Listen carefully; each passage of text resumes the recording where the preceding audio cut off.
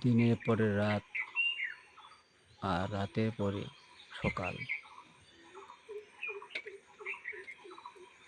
সৃষ্টিকর্তার কত অপূর্ব মহিমা। ভোর হয়েছে, এর সুন্দর দৃশ্য দেখতে কতই না মনোরম। চতুর্দিকে শুধু নিস্তব্ধতা,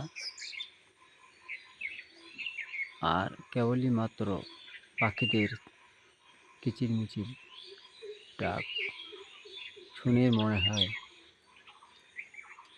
ভোর হলো, দোর খোলো খোকুমনি উঠোরে। সৃষ্টিকর্তার কত অপূর্ব মহিমা। সকালের দৃশ্য, মনোরম পরিবেশ, সারি সারি গাছগুলো মনে হয় নিস্তব্ধ হয়ে বসে আছে। তারই মাঝে দু একটি পাখি কিচমিচ ডাক আর আকাশে উড়ে যাচ্ছে। মনোরম স্নিগ্ধ পরিবেশ কার না ভালো লাগে। সুবহানাল্লাহ।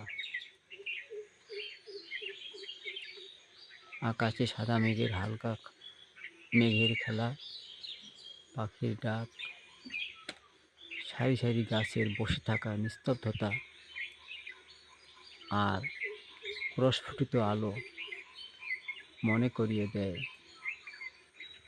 সকাল হয়েছে। ঘুম থেকে ওঠো, নামাজ আদায় করো, ইবাদত করো তার নামে,